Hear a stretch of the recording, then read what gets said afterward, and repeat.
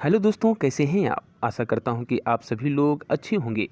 तो दोस्तों, आज हम इस वीडियो में आपके लिए लेकर आए हैं तुलसीदास जी द्वारा रचित कवितावली से हिंदी के काव्य खंड में संकलित वन पथ पर शीर्षक नामक कविता से अवतरित पदों के हिंदी भावार्थ की व्याख्या को। तो चलिए दोस्तों, आपका ज़्यादा समय ना लेते हुए शुरू करते हैं आज का टॉपिक।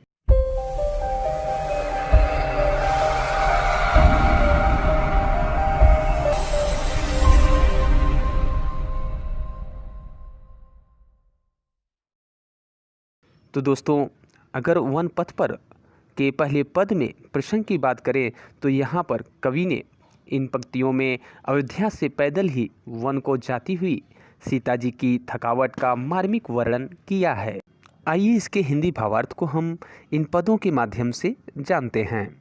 पुरते निकसी रघुबीर बधू धरि धीर दय मग में डग द्वय झलकी भरी भाल कनि जल की पुट सुखी गए मधुराधर वै फिर बुझती हैं चलनों के तिक फिर बुझती हैं चलनों के तिक पण कुटी करी हाँ कित हुए तिय की लखिया तुरता पिय की अखियायती चारु चली जल च्वै पुरते निकसी रघुबीर बधू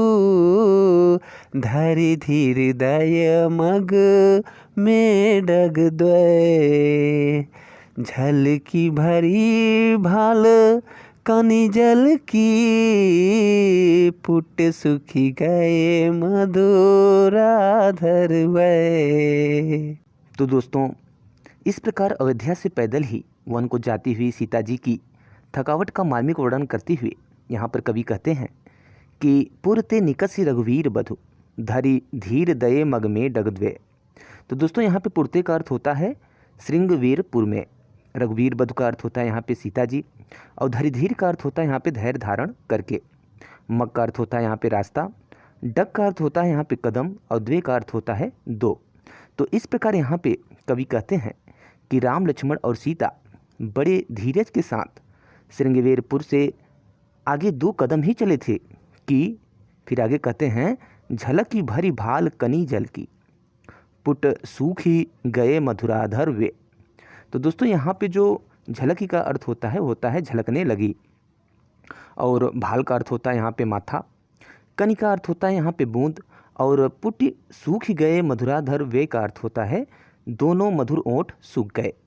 तो इस प्रकार फिर कवि यहाँ पर आगे कहते हैं कि जब श्रृंगवीरपुर से आगे 2 कदम ही चले थे कि सीता जी के माथे पर झलक भरी भाल कनी जल की, सीता जी के माथे पर पसीने की बूंदें झलकने लगी, और पुट सूख गए मधुराधर वे, और उनके जो सुंदर ओंठ थे वे थकान के कारण सूख गए। तब फिर आगे कहते हैं फिर बुझती हैं चलनो अब केतिक पर्ण कुटी करिहों कित हुए।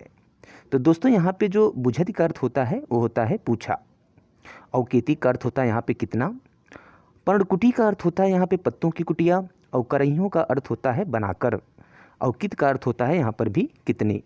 तो इस प्रकार फिर आगे जब सीता जी के थकान के कारण उनके सुंदर ओंठ सूख गए, तब सीता जी ने प्रियतम राम से पूछा, फिर बुझत हैं अर्थात सीता जी ने अपने प्रियतम राम से पूछा कि चलनो अब केतिक, अभी हमें कितनी दूर और चलना पड़ेगा। और फिर आगे कहती हैं कि पर्ण कुटी करिहों कितवे, कितनी दूरी पर पत्तों की कुटिया बनाकर रहेंगे। तब फिर आगे क्या होता है, तो दोस्तों फिर आगे गोस्वामी तुलसीदास जी यहाँ पर कहते हैं कि तिय की लखी आतुरता पिय की अखिया अति चारू चली जलचवै। तो दोस्तों, यहाँ पे तिय का जो अर्थ होता है वो होता है पत्नी, आतुरता का अर्थ होता है यहाँ पे व्याकुलता या बेचैनी, चारू का अर्थ होता है सुंदर, और च्वे का अर्थ होता है चूने लगा या टपकने लगा। तो इस प्रकार यहाँ पे फिर आगे गोस्वामी तुलसीदास जी कहते हैं कि जब सीता जी ने अपने प्रियतम राम से पूछा कि अभी हमें कितनी दूर और चलना पड़ेगा, कितनी दूरी पर पत्तों की कुटिया बनाकर रहेंगे। तब अंतर्यामी श्री रामचंद्र जी सीता जी की व्याकुलता का कारण तुरंत समझ गए। तिय की लखी आतुरता पिय की, अर्थात अंतर्यामी श्री रामचंद्र जी सीता जी की व्याकुलता का कारण तुरंत समझ गए कि वे बहुत थक चुकी हैं और विश्राम करना चाहती हैं। राजमहल का सुख भोगने वाली अपनी पत्नी की ऐसी दशा देखकर श्री राम के फिर आगे कहते हैं, पिय की अखिया अति चारू चली जलचुए, अर्थात राजमहल का सुख भोगने वाली अपनी पत्नी की ऐसी दशा देखकर श्री राम के सुंदर नेत्रों से आंसू टपकने लगे। तो दोस्तों, इस प्रकार यहाँ पे गोस्वामी तुलसीदास जी ने अयोध्या से पैदल ही वन को जाती हुई सीता जी की थकावट का मार्मिक वर्णन किया है। आइए दोस्तों, अब जानते हैं इस पद के काव्यगत सौंदर्य के बारे में। तो दोस्तों, अगर इस पद में काव्यगत सौंदर्य की बात करें तो प्रस्तुत पद में सीता जी की सुकुमारता का मार्मिक वर्णन किया गया है। सीता जी के प्रति राम के प्रेम की सुंदर अभिव्यक्ति भी यह इस पद में हुई है। भाषा की बात करें तो यहाँ पे भाषा सरस एवं मधुर ब्रज भाषा का प्रयोग हुआ है। दये मग में डगद्वे मुहरे का उत्कृष्ट प्रयोग भी इस पद में हुआ है। इसी के कारण अतियुक्ति अलंकार भी यहाँ पर है। शैली की बात करें तो यहाँ पर चित्रात्मक और मुक्तक शैली का प्रयोग हुआ है। छंद सवैया है। अलंकार की बात करें तो माथे पर पसीने की बूंदों के आने, ओठों के सूख जाने में स्वभाविक्ति तथा केतिक पर्णकुटी करहियों की में अनुप्रास अलंकार है। शब्द शक्ति की बात करें तो यहाँ पे शब्द शक्ति लक्षणा एवं व्यंजना है। रस की बात करें तो इस पद में श्रृंगार रस का प्रयोग हुआ है। गुण प्रसाद एवं माधुरी है। तो दोस्तों, इस प्रकार इस पद में कवि ने जो है सीता जी के अयोध्या से पैदल ही वन को जाती हुई सीता जी का थकावट का मार्मिक वर्णन इस पद में किया है। तो दोस्तों, इस वीडियो में बस इतना ही। उम्मीद करते हैं वीडियो आपको पसंद आया होगा और आपको कुछ नया सीखने को ज़रूर मिला होगा।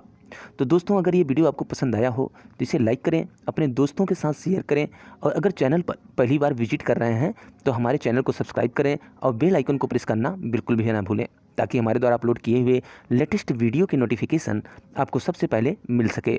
तो चलिए दोस्तों, मिलते हैं नेक्स्ट वीडियो में इसके नेक्स्ट पार्ट के साथ। तब तक के लिए आप सभी लोग स्वस्थ रहें, मस्त रहें और व्यस्त रहें। इसी शुभकामना के साथ आपसे फिर से होगी मुलाकात। तब तक के लिए दीजिए इजाज़त। Bye bye, take care and जय हिंद।